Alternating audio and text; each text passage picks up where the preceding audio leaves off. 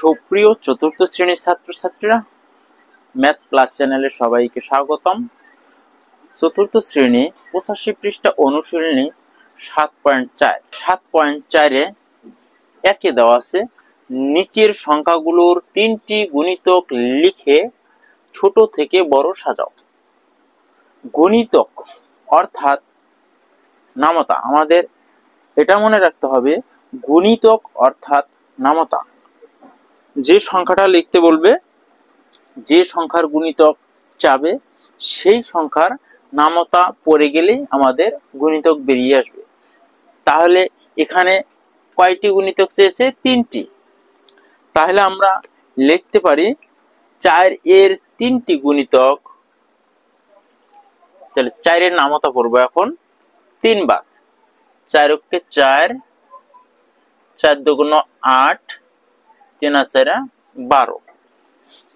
গুণিতক বের করার পর বলেছে ছোট থেকে বড় সাজাও।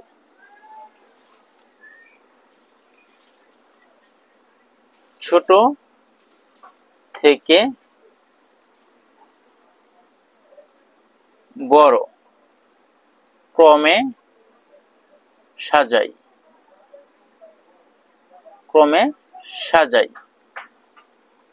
আমাদের এখানে ছোট থেকে বড়র দিকেই সাজানো আছে, আমরা এভাবে সাজিয়ে যাই। উত্তর 4, 8, 12। 1 এর 2 এ দেওয়া আছে 7। 7 এর তিনটি গুণিতক হলো, আমরা 7 এর নামতা 3 বার পড়বো। 7 কে 7, 7 দুগুণ 14, 3 7 21। অতএব ছোট থেকে বড় ক্রমে সাজাই। আমাদের ছোট থেকে বড় সিরিয়াল অনুযায়ী দেওয়া আছে, আমরা এইভাবে সাজাবো। উত্তর আমরা যেভাবে আছে এভাবেই শুধু তুলে দেব। 1 এর 3 এ 11 দেওয়া আছে। 11-র তিনটি গুণিতক লিখবো আমরা। 11 এর তিনটি গুণিতক, 11-র নামতা পড়ে যাব 3 বার। 11 কে 11, 11 দুগুণ 22, 3 11 33। তাহলে তিনটি গুণিতক আমরা পেয়েছি। এখন অতএব ছোট থেকে বড় ক্রমে সাজাই। আমাদের ছোট থেকে বড় সিরিয়াল অনুযায়ী দেওয়াই আছে, আমরা উঠিয়ে দিব। উত্তর 11, 22, 33।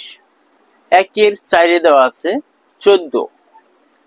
গুণিতক অর্থাৎ নামতা পড়ে গেলে আমাদের গুণিতক বের হয়ে আসবে।